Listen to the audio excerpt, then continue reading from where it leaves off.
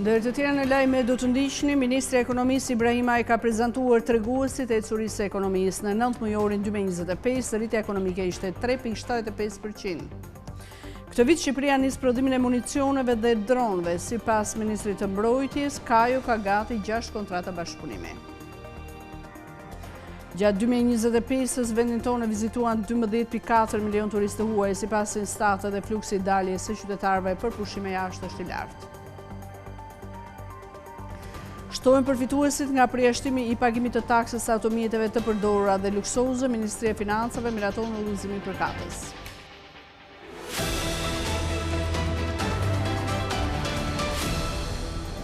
Ju përshëndes zonja dhe zotrina, ndiqni me lajmet qendrore. Përgjatë 9 muajve të parë të vitit 2025, ekonomia shqiptare është zgjeruar me 3,75%. Këtë të dhënë bashkë me tregues të tjerë i ka përcjellë sot për publikun gjatë një komunikimi me mediat Ministra e Ekonomisë Delina Ibrahimaj. Po ashtu si një tregues të forcimit të stabilitetit të ekonomisë së vendase, ajo ka përmendur edhe reduktimin e borxhit publik në 53,4% të prodhimit të brendshëm bruto. Gjatë 2025-s ekonomia shqiptare ka vijuar një trend pozitiv duke shënuar rritje ekonomike, inflacion brenda objektivit të Bankës së Shqipërisë, ulje të borxhit si dhe rritje të ardhurave. Ministra e Ekonomisë dhe Inovacionit Delina Ibrahimaj i bëri të ditur të dhënat e vitit që lan pas. Shifrat tregojnë se ekonomia shqiptare përgjatë gjithë vitit të 2025 ka treguar një stabilitet makroekonomik, ka treguar që aktiviteti i sektorit privat ka vijuar të rritet dhe që gjithashtu kemi një klim biznesi e cila nxit investimet. Një element kyç i stabilitetit makroekonomik janë çmimet, treguesi çmimeve inflacioni përgjatë vitit 2025 është rritur me 2,2%. Të tjerë element, të cilët nuk garantojnë vetëm rritje, por qëndrueshmëri dhe stabilitet të ekonomisë shqiptare, janë borxhi publik, i cili është një tregues kryesor për të matur stabilitetin fiskal të ekonomisë shqiptare, ka ardhur në reduktim përgjatë gjithë viteve të fundit dhe në mujorin e tretë të vitit 2025 ishte 53,4%. Për 11 mujorin e vitit 2025, të ardhurat janë në nivelin 688 miliard lek. Teksa deklaroi që pozitive paraqitet edhe panorama e sipërmarrjes me një rritje prej më shumë se 17.000 biznese aktive në vend. Ibrahimaj theksoi se qeveria shqiptare ka një program kombëtar 2025-2030 edhe për eksportet. Politika është e përqendruar në 4 shtylla kryesore: në promovimin e eksporteve, në thjeshtimin e procedurave dhe digitalizimin e tyre, në harmonizimin e prodhimit dhe të eksporteve me standardet e tregut të përbashkët evropian dhe sigurisht me mbështetjen që kompanitë eksportuese kanë nevojë. Gjatë këtij viti do të operacionalizojmë dhe do të forcojmë komponentin e diplomacisë ekonomike, i cili do të synojë që jo vetëm të forcoj lidhjet me tregjet ekzistuese, por dhe të mundohet të arrijë tregje të tjera me qëllim dhe diversifikimin sa më të madh të eksporteve tona, në mënyrë që të garantohet një qëndrueshmëri ndaj çdo goditje që mund të vinë në të ardhmen. Nga ana tjetër do të punojmë për të forcuar rolin e Agjencisë Investimeve, AIDA, me qëllim që të jetë sa më aktive në gjithë procesin e promovimit të produkteve shqiptare. Gjithashtu, Ministria deklaroi se Banka e Zhvillimit do të ketë në fokus krijimin e instrumenti për nxitjen e eksporteve. Komponenti i financimit do të shkojë në drejtimin e mbështetjes për certifikimin e produkteve, digitalizim me fokus te ndërmarrjet e vogla dhe të mesme. Shqipëria ka gati 6 kontrata bashkëpunimi për prodhimin e armëve, municioneve dhe dronëve. Ministri i Mbrojtjes Piro Vengu tha sot në komisionet parlamentare se fal këtyre kontratave, kompania shtetërore Kajo do të nisë prodhimet ushtarake brenda këtij viti. Këtë vit, Shqipëria do nisë prodhimin e municioneve, uniformave, mjeteve taktike dhe emergjencave. Në Komisionin Parlamentar për Evropën dhe Punët e Jashtme, gjatë diskutimeve për projektligjin për importin, eksportin dhe transitin e armëve të zjarrit, të komponenteve të tyre kryesor dhe të municioneve, Ministri i Mbrojtjes Piro Vengu u shpreh se prodhimet e para Made in Albania do fillojnë këtë vit, ndërsa janë në përfundim të negociatave me gigantin italian Fincantieri për prodhimin dhe riparimin e anijeve.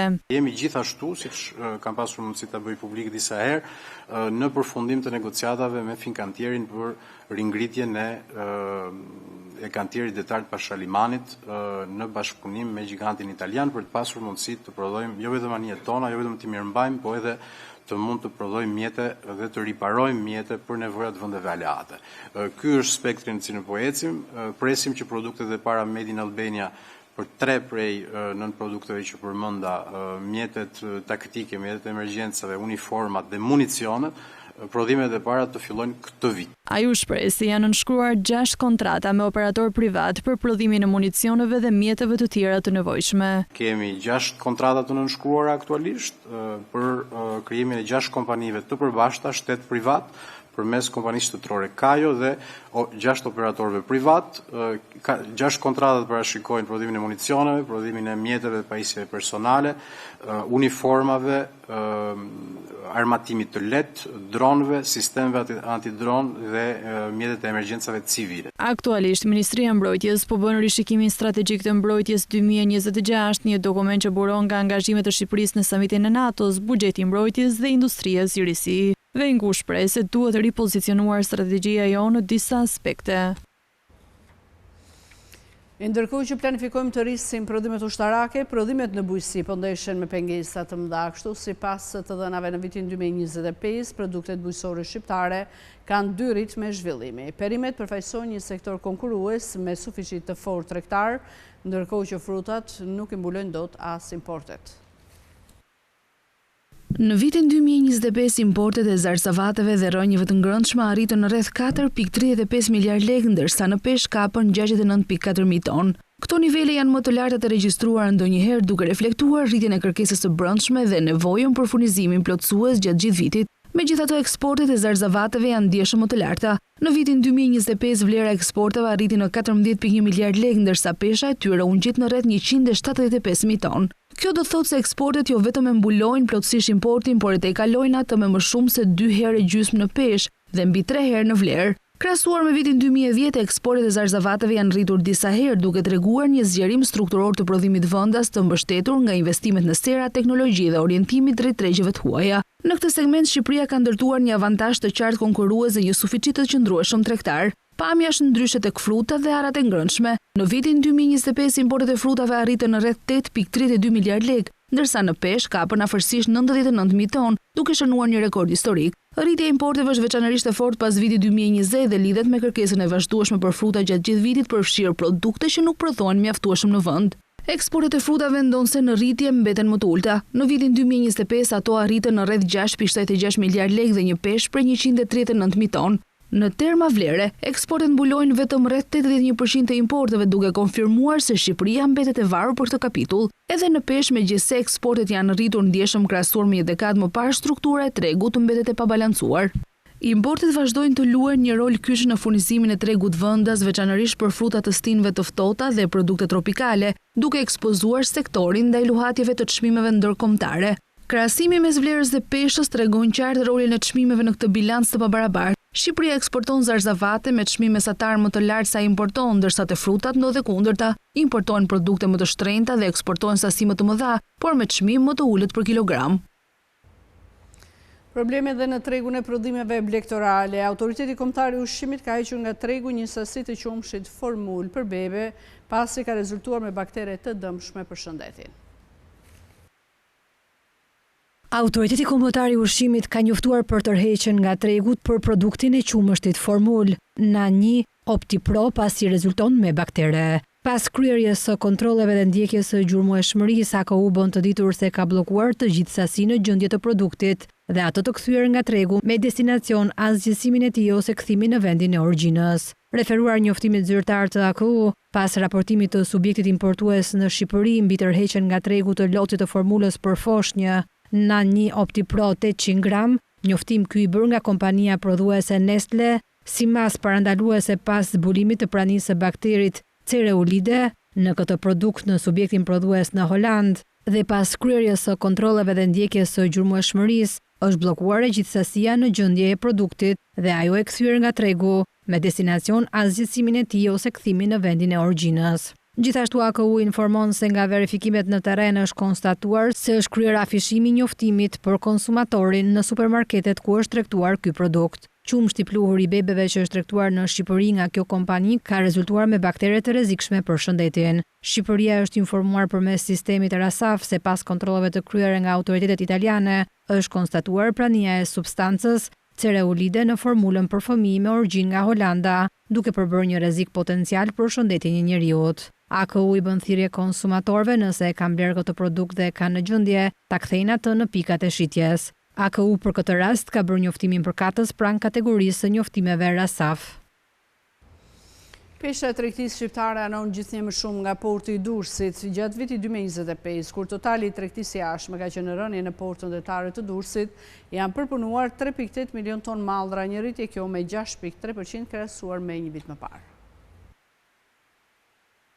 Porti i Durrësit ka përmbytur vitin 2025 me tregues pozitiv në drejtim të përpunimit të mallrave dhe aktivitetit detar, duke konfirmuar rolin e tij strategjik si nyja kryesore e tregtisë detare në Shqipëri dhe një nga faktorët më të rëndësishëm që kontribuon drejt për drejt në zhvillimin e ekonomisë kombëtare dhe forcimin e lidhjeve tregtare rajonale. Sipas autoritetit portual Durrës, për gjatë vitit 2025, në terminalet e portit të Durrësit janë përpunuar gjithsej 3.8 milion ton mallra, shifër kjo që përfaqëson një rritje prej 6% krahasuar me vitin 2024. Nga ky volum total, rreth 2.8 milion ton kanë qenë importe, ndërsa 1 milion ton janë regjistruar si eksporte. Struktura e këtij volumi reflekton nevojat e ekonomisë vendase për furnizim të qëndrueshëm me lënë të para dhe mallra konsumi, si dhe rolin e portit në mbështetjen e aktivitetit eksportues. Në aspektin e lëvizjes detare, të dhënat tregojnë se gjatë vitit 2025 janë përpunuar gjithsej 1506 anije tregtare,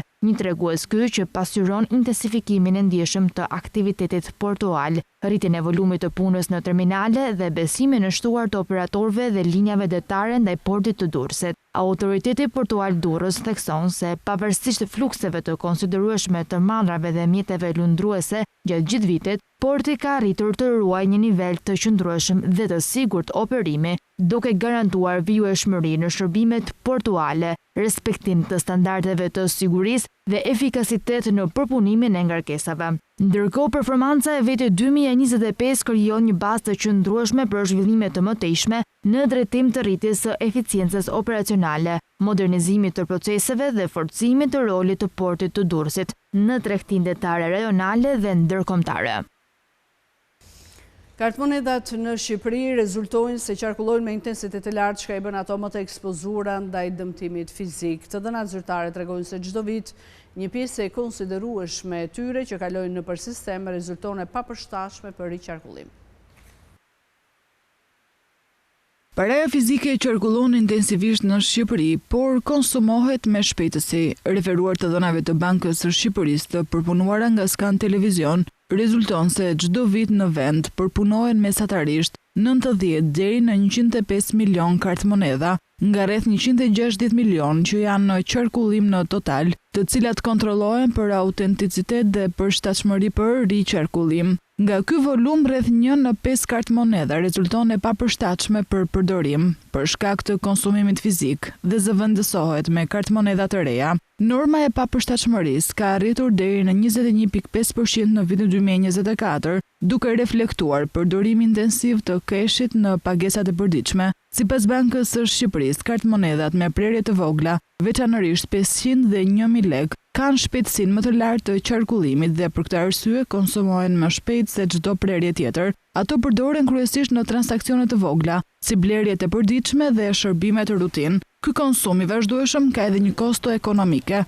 Studimet ndërkombëtare tregojnë se paraja fizike mund t'i kushtojë ekonomisë nga 1 deri në 1.7% të prodhimit të brendshëm bruto, ku përfshihen kostot e printimit, transporti, ruajtjes, sigurisë dhe përpunimit. Për Shqipërinë, kjo përkthehet në rreth 25 deri në 43 miliard lekë në vit, ose 250 deri në 430 milion euro.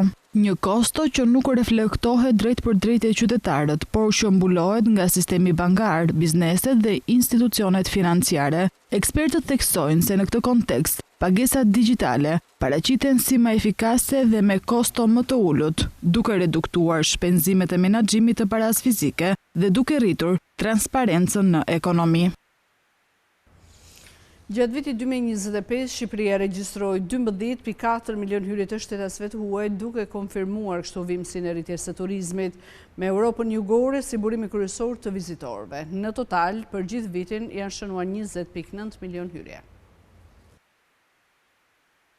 Sipas të dhënave më të fundit për muajin dhjetor të vitit 2025, rezulton se gjatë kësaj periudhe në territorin e Shqipërisë kanë hyrë rreth 1.5 milion shtetas shqiptar dhe të huaj, duke reflektuar një rritje të ndjeshme të flukseve hyrëse. Krahasuar me të njëjtën periudhë të një viti më parë, ky numër ka shënuar një rritje prej 7%, çka tregon një vijimësi të trendit pozitiv të lëvizjeve drejt vendit. Nëse analizohet ndarja sipas shtetësisë, vjetre se hyrjet e shtetasve shqiptar kanë arritur në rreth 844.000 persona, duke shënuar një rritje prej 7.1%, ndërkohë hyrjet e shtetasve të huaj kanë qenë në rreth 690.000, me një rritje prej 6.8% në raport me të njëjtën periudhë të vitit të kaluar. Këto të dhëna konfirmojnë rritjen e interesit për Shqipërinë si destinacion, si për qytetarët vendas, ku sigurisht një pjesë e madhe e fluksit vjen për shkak të festave, po ashtu edhe për të huajt. Duke shkurtuar periudhën 12 mujore, rezulton se hyrjet e shtetasve të huaj në Shqipëri kanë arritur në 12.4 milion, duke shënuar një rritje prej 6.6%. Ky zhvillim tregon qartë një vijimësi të rritjes së turizmit në vend dhe forcimin e pozicionit të Shqipërisë në hartën turistike rajonale dhe europiane. Paralelisht edhe hyrjet e shtetasve vendas kanë shënuar një rritje prej 6.5%, çka ka bërë që në total gjatë gjithë vitit 2025 të regjistrohen 20.9 milion hyrje në territor. Sa i përket origjinës së shtetasve të huaj, gjatë dhjetorit të vitit 2025, 97% e hyrjeve kanë ardhur nga rajoni i Europës. Brenda këtij kontinenti, Europa jugore përbën 85% të hyrjeve, e ndjekur nga Europa perëndimore me 6% dhe Europa veriore me 4%. Këto shifra tregojnë qartë peshën dominuese të tregut evropian në flukset turistike drejt Shqipërisë. Nga ana tjetër, qëllimi i hyrjes në territorin shqiptar për shtetasit e huaj ka qenë kryesisht për qëllime personale, të cilat përbënin 97% të rasteve. Në dhjetor ky tregues ka shënuar një rritje prej 6.6%, ndërkohë hyrjet për qëllime biznesi dhe profesionale ka njohur një rritje edhe më të lartë, prej 13%, duke reflektuar një interes në rritje për aktivitetin ekonomik dhe profesional në vend. Shqipëria shënon një nivel të lartë të lëvizjes së qytetarëve në vitin 2025, kështu sipas të dhënave rreth 8.5 milion dalje janë regjistruar nga territori, ose rreth 23.500 shqiptarë në ditë. Rruga toksore vijon të mbetet me përdorura. Në vitin 2025, 8.5 milion dalje nga territori të shqiptarëve vendosin vendin tonë në një ritëm lëvizje të jashtëzakonshëm. Ky është një tregues një dinamike të re të përditshme. Shqiptarët po udhëtojnë më shumë jashtë për turizëm, punë, arsye personale dhe familjare apo studime. Në terma më të prekshëm, kjo do të thotë se rreth 23.500 shqiptarë kanë dalë mesatarisht çdo ditë nga vendi në vitin që lan pas, një numër që habit dhe flet për lidhje të forta me jashtë dhe ritëm intensiv të udhëtimeve. Një arsye e fortë është dhe nënçmimi i monedhës së përbashkët europiane dhe rrjedhimisht paketa më të lira turistike, të cilat ofrohen shpeshherë në euro. Por nga mënyra e largimit toka mbetet rruga kryesore duke përfshirë autobusë, makina private. Në total 6 milion shqiptarë dalin nga vendi përmes tokës që përkthehet në mbi 16.500 njerëz në ditë vetëm në rrugë toksore. Udhëtimet ajrore gjithashtu shënojnë një numër të konsiderueshëm me rreth 2.2 milion dalje, ndërsa lundrimet me det kontribojnë në 282.000, kryesisht për pushime dhe tregti. Ky fenomen reflekton ndryshimet në mënyrën si shqiptarët lidhen me botën jashtë kufive. Nga përqindjet e përdorimit të rrugëve të ndryshme duket se toka mbetet zgjidhje popullore, ndoshta për shkak të afërsisë me vendet fshinje dhe kostove më të ulta të udhëtimit. Udhëtimet përmes ajrit po rriten ndjeshëm duke treguar një trend drejt udhëtimeve më të shpejta dhe më të shpeshta, ndërsa deti luan një rol simbolik dhe sezonal. Në perspektivë, këto shifra japin një foto unike të mobilitetit shqiptar duke treguar se lëvizjet e përditshme qytetarëve janë pjesë integrale e ekonomisë, turizmit dhe jetës sociale. Një ndryshim i rëndësishëm fiskal që ka të bëjë me taksimin e automjeteve, përmes një udhëzimi të ri, Ministria e Financave ka zgjeruar gamën e qytetarëve që përjashtohen nga pagesa e taksës të mjeteve të përdorura dhe nga taksa e mjeteve luksoze. Ministria e Financave ka miratuar një udhëzim të ri që sjell ndryshime të rëndësishme në zbatimin e taksave kombëtare, duke prekur si mënyrën e shpërndarjes së të ardhurave nga taksat, ashtu edhe rregullat për pagesën e taksës së automjeteve të përdorura. Referuar udhëzimit të botuar në fletoren zyrtare dhe tashmë në fuqi, një nga ndryshimet më të rëndësishme lidhet me pikën 3 të udhëzimit ku përcaktohen rastet kur nuk paguhet taksa e automjeteve të përdorura. Sipas rregullave të reja, nga pagesa e taksës së automjeteve të përdorura, përjashtohen automjetet e bllokuara ose të sekuestruarat të lëna në ruajtje me vendim të gjykatës apo të prokurorisë për periudhën në të cilën mjeti ose dokumentacioni i mjetit ka qenë i bllokuar, automjetet e vjedhura ose të humbura dhe automjetet e shkatëruara nga aksidentet, kur kjo vërtetohet nga organet e prokurorisë. Pra ndryshe nga më parë, tashmë përjashtim nga taksa do të kenë edhe ata qytetarë të cilëve u është bllokuar vetëm dokumentacioni i mjeteve. Sipas udhëzimit, përjashtohen nga pagesa e taksës së përvitshme, të regjistrimit fillestar të mjeteve luksoze, pagesat e taksës së mjeteve të bllokuara ose të lëna në ruajtje me vendim të gjykatës të prokurorisë për periudhën në të cilën mjeti ose dokumentacioni i mjetit ka qenë i bllokuar dhe pagesat e taksës së mjeteve të vjedhura, të djegura dhe të shkatëruara nga aksidentet, të vërtetuara nga organet e prokurorisë. Udhëzimi ndryshon edhe mënyrën e rishpërndarjes së të ardhurave që mblidhen nga kjo taks tek pushteti vendor. Konkretisht, nga shuma mujore e arkëtimeve nga taksa e mjeteve të përdorura, Drejtoria e Përgjithshme e Shërbimeve të Transportit Rrugor pasi mban komisionin e masën 5% të totalit mujor të arkëtimeve, derdh diferencën e mbetur prej 95% në llogarinë bankare të Drejtorisë së Përgjithshme të Tatimeve brenda datës 15 të muajit pasardhës. DPSHTR-ja i dërgon Ministrisë së Financave informacion mbi vlerën takuese për t'u shpërndarë sipas njësive të veçqeverisjes vendore 25% e 95% të totalit mujor të arkëtimeve nga kjo taks brenda datës 15 të muajit pasardhës. Ministria e Financave do t'i dërgojë Drejtorisë së Përgjithshme të Tatimeve vlerën takuese për t'u shpërndarë sipas bashkive. Drejtoria e Përgjithshme të Tatimeve transferon vlerën takuese të ardhurave për njësitë e veçqeverisjes vendore dhe pjesa tjetër mbetet në buxhetin e shtetit. DPSHTR-ja llogarit dhe transferon në llogaritë të Drejtorisë së Përgjithshme të Tatimeve shumën e të ardhurave nga taksa e mbledhur prej 95%, pasi zbresin vlerën e komisionit prej 5% që ata përfitojnë. Në udhëzimin e mëparshëm, ishte detyrë e DPSHTR-s që të llogariste dhe transferonte për llogaritë të njësive të qeverisjes vendore shumën e të ardhurave që ju takojnë këtyre njësive nga taksa e mbledhur, përgjegjësi që tashmë i kalon tërësisht administratës tatimore. Ky mekanizëm synon një ndarje më të qartë dhe më transparente të ardhurave ndërmjet pushtetit qendror dhe atij vendor. Këto ndryshime synojnë të rrisin transparencën fiskale, të forcojnë bashkëpunimin me pushtetin vendor dhe të lehtësojnë barrën financiare për qytetarët në rastet kur mjeti nuk mund të përdoret për arsye ligjore. Zyrtarizohen rregullat për sistemet inteligjente të trafikut dhe informimin në kohë reale. Ministria e Infrastrukturës dhe Energjisë ka miratuar udhëzimin përkatës, që përcakton se të dhënat do të jenë të aksesueshme edhe për publikun, edhe për operatorët rrugor. Ministria e Infrastrukturës dhe Energjisë ka miratuar udhëzimin që përcakton mënyrën se si do zbatohen sistemet inteligjente të transportit në të gjithë rrjetin rrugor të vendit. Dokumenti parashikon krijimin dhe funksionimin e këtyre shërbimeve për informacionin në kohë reale për trafikun, udhëtimet multimodale, sistemet e paralajmërimit të hershëm, e-call që është thirrja automatike e emergjencës nga automjetet, si dhe shërbimet për parkimet e sigurta për automjetet tregtare. Të dhënat rrugore dhe të trafikut do bëhen të aksesueshme për publikun dhe operatorët përmes pikës kombëtare të aksesit, të administruar nga Autoriteti Rrugor Shqiptar. Dokumenti vendos detyrime të reja për institucionet publike dhe operatorët privat për përditësimin, ndarjen dhe standardizimin e të dhënave mbi rrjetin rrugor, qarkullimin, incidentet, si dhe infrastrukturën e transportit. Udhëzimi thekson gjithashtu mbrojtjen e të dhënave personale, duke kërkuar që informacionet e mbledhura nga sistemet inteligjente të jenë të anonimizuara sipas legjislacionit në fuqi. Udhëzimi synon të afrojë vendin tonë me standardet e Bashkimit Evropian për menaxhim modern të trafikut dhe rritjen e sigurisë rrugore, ndërkohë që miratimi i tij vjen pas raportit vjetor të Komunitetit të Transportit, që vlerësonte se në fushën e sistemeve inteligjente të transportit, Shqipëria ka arritur një nivel zbatimi prej 44%. Sipas këtij raporti, Qendra Kombëtare e Monitorimit të Trafikut është ndërtuar dhe pajisur, ndërsa vijojnë punimet për instalimin e kamerave dhe sistemeve inteligjente të transportit për gjatë rreth 200 kilometrave të rrjetit rrugor kryesor. Pronësia mbi një banesë është një tregues që i vendos shqiptarët në krye të listës europiane, ndërsa mesatarja e Bashkimit Evropian është 68%, në Shqipëri dhe Kosovë mbi 95% e familjeve e kanë banesën e tyre, por sipas ekspertëve ky leadership nuk duhet interpretuar automatikisht si tregues i mirëqenies.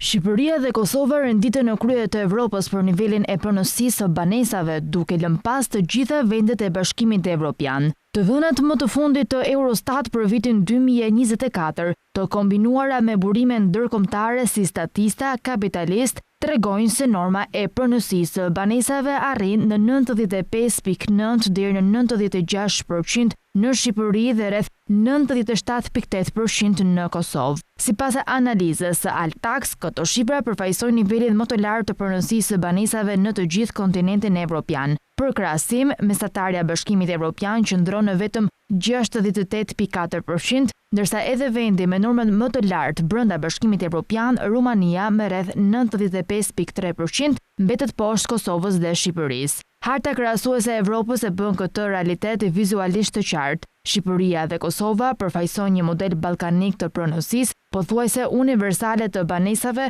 shumë të ndryshëm nga modeli i vendeve të Evropës perëndimore, ku një pjesë e madhe e popullsisë jeton me qira.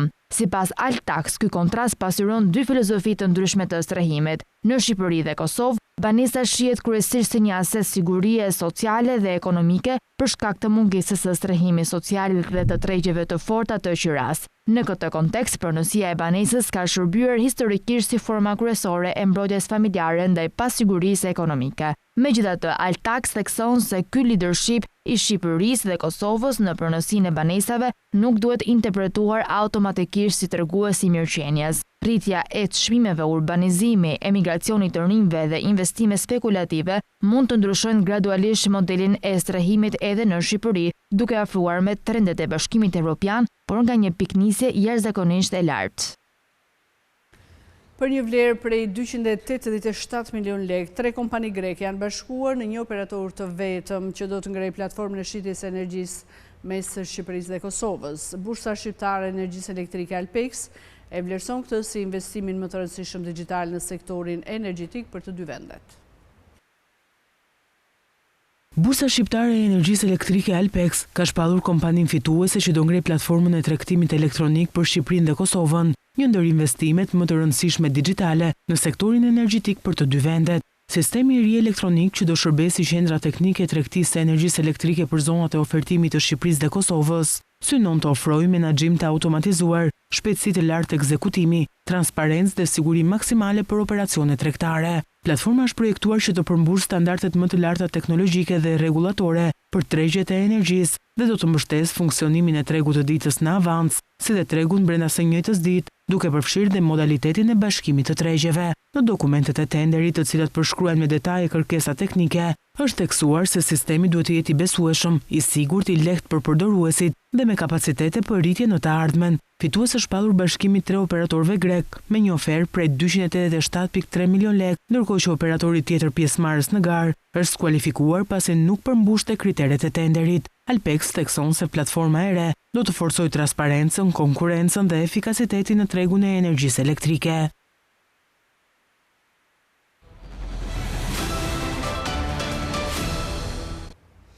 Mali po ecën shpejt në rrugën e tij drejt integrimit në Bashkimin Evropian. Sipas një deklarate të qeverisë malazeze, Podgorica ka realizuar 64% të detyrimeve të vendosura për vitet 2025-2026, përfshi këtu edhe mbylljen e kapitullit për financat.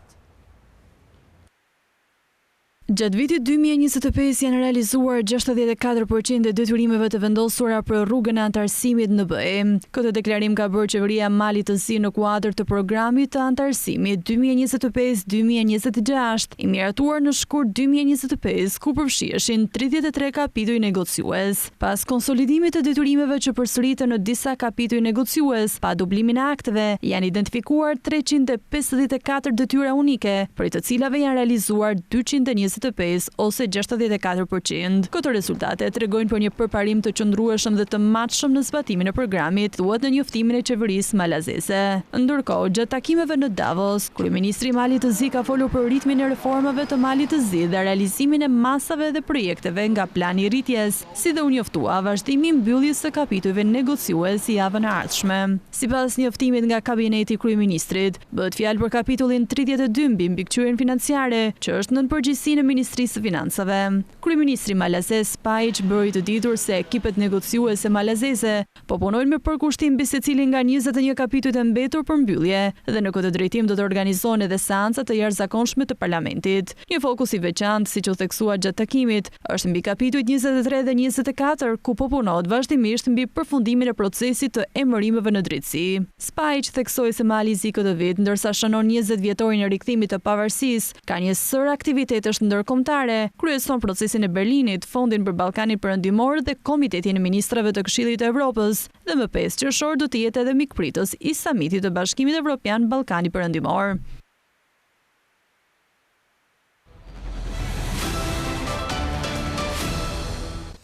Europa po konsideron hartimin e një plani afatgjatë mbi menaxhimin e marrëdhënieve me SBA-n, e gjitha kjo menjëherë pas përplasjes me partnerin tradicional pas pretendimeve të Trump për Groenlandën. Kancelari gjerman Merz ka bërthiri që hapat e ndërmarrë të mos jenë të nxituar. Udhëheqësit e Bashkimit Evropian do të rishurtojnë lidhjet e tyre me SBA në një samit emergjent pasi kërcënimi i Trump për tarifa dhe veprime ushtarake për të blerë Groenlandën tronditi besimin në marrëdhënie transatlantike. Trump u trohoi shpapritur nga kërcënimi i tij për tarifa ndaj 8 vendeve evropiane, si dhe përjashtoi përdorimin e forcës për të marrë Groenlandën, duke shprehur se negociatat shihen në horizont. Kancelari gjerman Merz i bëri thirrje Bashkimit Evropian të mos ndërmarrë hapa të nxituar, duke marrë në konsiderat fjalët e presidentit amerikan. Sidoqoftë Europa mbetet vëzhguese, duke konsideruar hartimin e një plani afatgjatë mbi menaxhimin e marrëdhënieve me SBA-n. Bashkimit Evropian i mungojnë aftësitë e nevojshme të inteligjencës, transportit, sigurisë dhe prodhimit për të mbrojtur veten nga një sulm i mundshëm rus, situatë që implikon influencën amerikane. Trump thotë se nuk do të ketë tarifa sot, por a do thotë kjo se nuk do të ketë tarifa dhe nesër, apo do të ndryshojmë mendjen përsëri? Duhet të diskutojmë se çfarë do të bëjmë atëherë, tha një diplomat i Bashkimit Evropian. Bashkimi Evropian kishte planifikuar një paketë tarifash hakmarrëse prej 93 miliardë eurosh mbi importet amerikane, nëse Trump do të vazhdonte kërcënimet, duke e ditur se një hap i tillë do të dënonte ekonominë e Europës. Disa diplomat vunë duke se ende kishte pak detaje të planit të ri për Groenlandën, të dakordsuar midis Trump dhe sekretari të përgjithshëm të NATO-s, Mark Rutte në Davos. Rutte shprehu se sipas marrëveshjes kornis që ai arriti me Trump, aleatët perëndimor do të duhet të rrisin praninë e tyre në Arktik. Tensionet e situatës gjeopolitike po ndikojnë fort edhe në financat e eurozonës, kështu sipas një raporti të Bordit Evropian të Rrezikut Sistemik, bankat janë në një tendencë shtrëngimi të dhënies së kredive.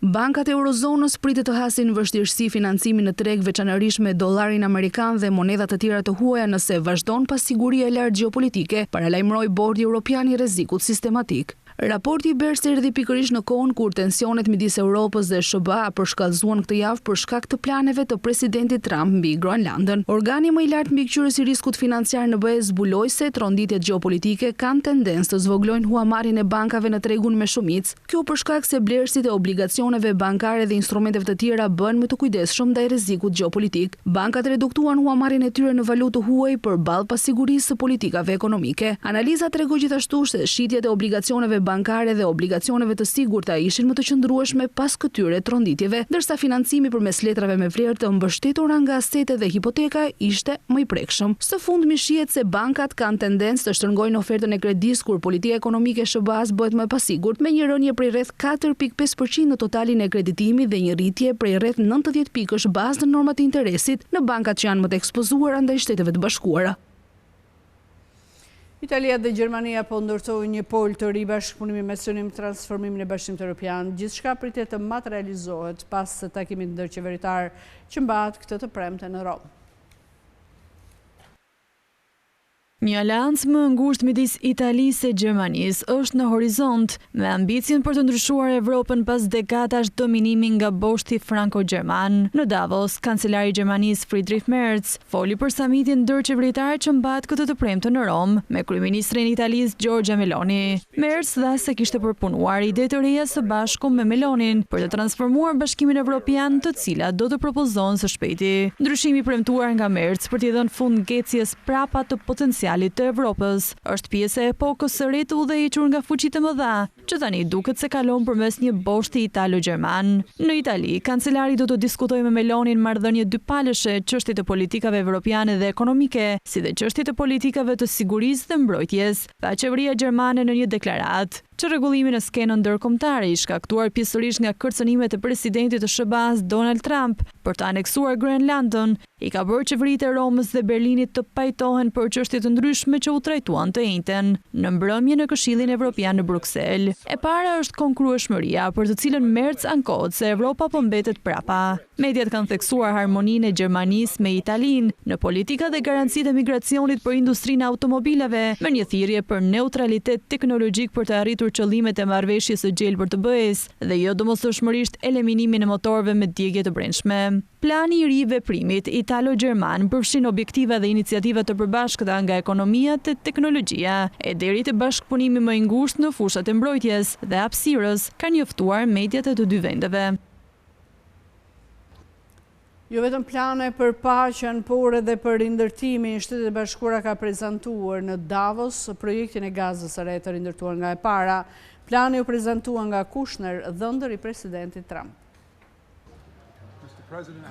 Shtetet e Bashkuara njoftuan të njëjtën planet për një gaz të re të rindërtuar nga e para për të përfshirë kullabanimi, qendra të dhënash dhe vendpushime bregdetare. Pasi organizoi ceremoninë e nënshkrimit për bordin e paqes në Davos së Zvicrës të njëjtën, Trump ftoi dhëndrin e tij Jared Kushner të paraqiste planet të zhvillimit për gazën. Qytetet dhe qytetat e saj me popullsi të dëndur që tani janë rënoja nga 2 vjet luftë. Kushner i paraqiti audiencës një prezantim me slajdet që përshkruante një master plan për atë që e quajti një gaz të re të shfaqur në një hartë me ngjyra, me zona të rezervuara për zhvillim banesor, qendra të dhënave dhe parqe industriale. Slajdet përfshinin një imazh të një bregdeti mezetar të mbushur me kulla vezulluese të ngjashëm ato të Dubait ose Singapur. Ata sugjeronin se rindërtimi do të fillonte në Rafah në jug, një zonë në kontrollin e plotë të ushtrisë izraelite, por në prezantim nuk u trajtua çështja kyçe si të drejtat e pronës apo kompensimi për palestinezët që humbën shtëpitë, bizneset dhe mjetet e jetesës gjatë luftës. Nuk u trajtua as ku mund të jetonin palestinezët e zhvendosur gjatë rindërtimit. Kushner nuk tha se kush do ta financonte rindërtimin, i cili së pari do të kërkonte pastrimin e rreth 68 milion ton rënojash dhe mbetjesh lufte. Një konferencë do të mbahet në Washington në javët e ardhshme, ku do të njoftojmë shumë nga kontributet që do të bëhen nga sektori privat, tha Kushner pa dhënë hollësi. Trump ka hedhur idenë e transformimit të gazës së varfër dhe të rënuar prej kohësh në rivjerën e lindjes së mesme, një ide që ka tërhequr kritika nga palestinezët. TikTok ka materializuar një sipërmarrje të përbashkët për të operuar në tregun e Shteteve të Bashkuara të Amerikës. Sipërmarrja e re e përbashkët shmang ndalimet e vendosura nga presidenti Trump pas shqetësimeve për sigurinë kombëtare. Pronari kinezit TikTok ByteDance njoftoi se kanë finalizuar një marrëveshje për të krijuar një sipërmarrje të përbashkët me shumicë në pronësi amerikane. Ky bashkëpunim shmang ndalimin nga SBA-ja për aplikacionin e videove të shkurtra që përdoret nga mbi 200 milionë amerikan. Marrëveshja është një moment historik për rrjetin social pas viteve të tëra betejësh që filluan në gusht 2020, kur presidenti Donald Trump u përpoq ta ndalonte aplikacionin për shkak të shqetësimeve të sigurisë kombëtare. ByteDance tha se TikTok do të sigurojë të dhënat e përdoruesve, aplikacionet dhe algoritmet në SBA. Kompania zbuloi pak detaje rreth shitjes së aksioneve. Trump vlerësoi marrëveshjen në një postim në rrjetet sociale duke thënë se TikTok tani do të jetë në pronësi të një grupi patriotësh dhe investitorësh të mëdhenj amerikan. Ai falenderoi presidentin kinez për bashkëpunimin me ne dhe në fund të fundit miratimin e marrëveshjes. Marrëveshja parashikon që investitorët amerikan dhe global të mbajnë 80.1% të sipërmarrjes, ndërsa ByteDance do të zotërojë 19.9%. 3 investitorë menaxhues të TikTok, giganti Oracle, grupi kapitalit privat Silver Lake dhe firma e investimeve MGX me seli në Abu Dhabi do të mbajnë secila nga 15%. Një zyrtar i shtëpisë së bardhë tha se qeveritë e SBA-s dhe Kinës e kishin miratuar marrëveshjen. Palët e interesuara ende nuk kanë zbuluar elemente të marrëveshjes, siç janë marrëdhëniet e biznesit midis sipërmarrjes dhe ByteDance. TikTok tha se investitorë të tjerë janë Dell Family Office, firmë investimi, Revolution, Vianova dhe të tjerë. Ish figurat e TikTok, Will Ferrell, janë emëruar përkatësisht CEO dhe drejtor i sigurisë. Drejtori ekzekutiv i TikTok u emërua gjithashtu në bordin e sipërmarrjes së re. Tërheqja zyrtare e SBA-ve nga organizata botërore e shëndetësisë është në Prag. Washingtoni është i vendosur të tërhiqet, edhe pse kjo do t'i kushtojë pagesën e një penaliteti prej $260 milion. SBA do të tërhiqet zyrtarisht nga organizata botërore e shëndetësisë, përballë akuzave se ajo goditi si shëndetësinë amerikane ashtu edhe atë botërore. Ky vendim sjell shkeljen e një ligji amerikan i cili dikton Washingtonin t'i paguajë organizatës $260 milion detyrim. Presidenti Donald Trump njoftoi shkëputje nga organizata në ditën e parë të presidencës së tij më 2025 nëpërmjet një urdhri ekzekutiv. Sipas ligjit amerikan, duhet të jepet njoftim 1 vjeçar dhe të kryen pagesat e të gjitha tarifave përpara largimit. Një zëdhënës i Departamentit të Shtetit tha se dështimi i organizatës botërore të shëndetësisë për të përmbajtur, menaxhuar dhe ndar informacione e kishte kushtuar SBA-s triliona dollar dhe se presidenti kishte ndaluar transferimin e ardhshëm të çdo forme mbështetëse nga qeveria. Kjo është një shkelje e qartë e ligjit amerikan, por Trump ka shumë të ngjartje dalmban, tha Lawrence Gostin, drejtor themelues i Institutit O'Neill për ligjin global të shëndetit, bashkëgues i afërt i OBSH-s. Për organizatën botërore të shëndetësisë, largimi i SBA-s ka shkaktuar një krizë buxhetore që ka bërë atë të përgjysmojë ekipin e saj të menaxhimit, duke shkurtuar buxhetin e përgjithshëm. Amerika tradicionalisht ka qenë deri tani mbështetësi më i madh financiar, duke kontribuar me rreth 18% të financimit të saj të përgjithshëm. Sipërmarrësi Bill Gates, një financues i madh i iniciativave globale të shëndetit, tha se nuk priset që SBA të rishqyrtonte vendimin në një periudhë afashshkurtër. Kemi ardhur kështu në fund, por unë ju kujtoj se për më tepër informacione ju mund të na gjeni dhe në adresën tonë në internet skantv.al, ku mund të gjeni gjithçka mbi ekonominë, bankat, sigurimet, tregjet financiare të tjerë. Gjithashtu mund të na ndiqni dhe në rrjetet sociale si Facebook, Instagram, YouTube dhe LinkedIn. Unë ju falenderoj që na keni ndjekur, bashkë natë të mirë.